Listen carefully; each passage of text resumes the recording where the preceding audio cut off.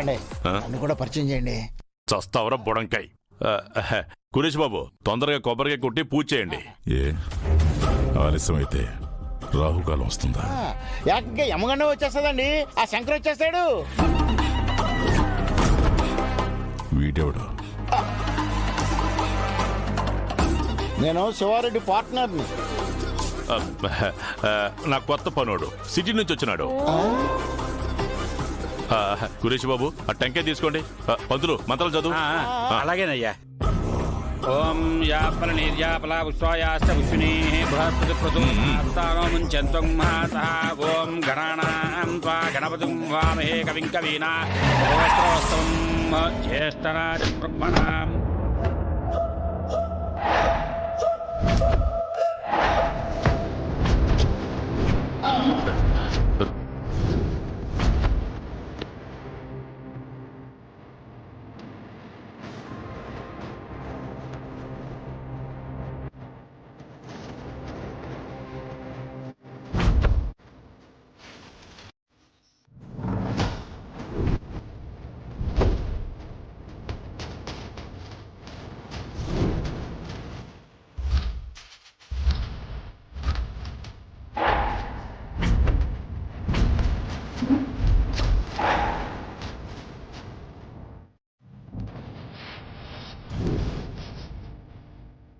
ఈ ట్విస్ట్ నేను ఎక్స్పెక్ట్ చేశా.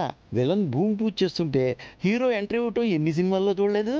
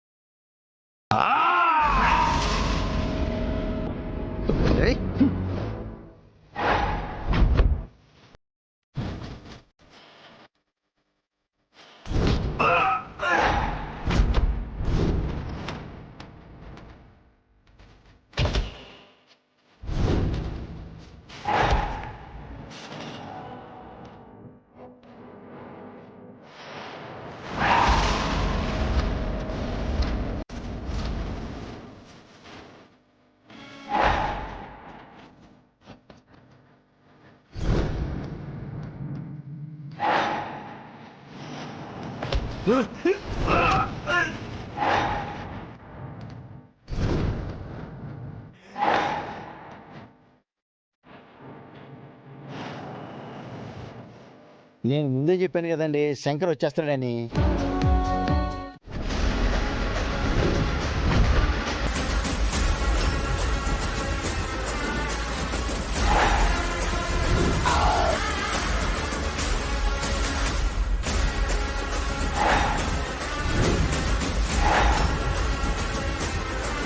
నీ దగ్గర గన్నుంటే నా దగ్గర గుణపం ఉంది.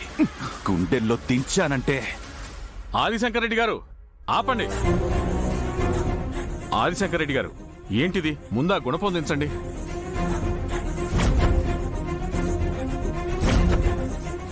కిందకి దించనా లేక వీడి గుండెల్లో దించనా?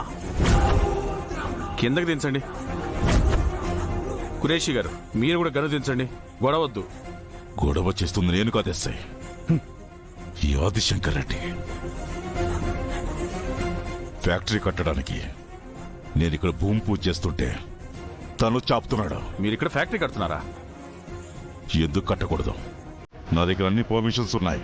ఆ పర్మిషన్స్ అన్ని ఆపుతూ నిన్న ఆదిశంకర్ రెడ్డి గారు కోర్టు నుంచి స్టే ఆర్డర్ తెచ్చారు.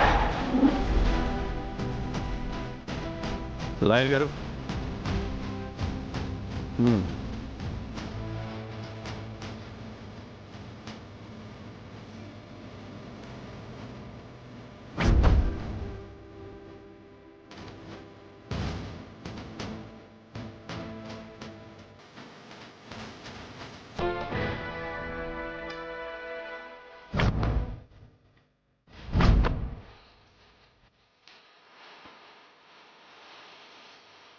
రెడ్డి గారు శంకర్ నిన్నంతా మనతోటే ఉన్నాడు కదండి. కోర్టుకు ఎప్పుడు వెళ్ళాడు? స్టే ఆర్డర్ కోసం శంకర్ కోర్టుకు వెళ్ళాల్సిన అవసరం లేదు. లాయర్ ఉంటే చాలు. చూశారు కదా సార్, దయచేసి ఇక్కడ నుండి వెళ్ళిపోండి. ఆదిశంకర్ రెడ్డి, నన్ను ఫ్యాక్టరీ కట్టకుండా అడ్డుకుంటావా? నీ సీమలో లేకుండా చేస్తాను. హే, మళ్ళీ ఫ్యాక్టరీ కడతానంటూ వచ్చావనుకో నిన్నీ లోకంలోనే లేకుండా చేస్తాను.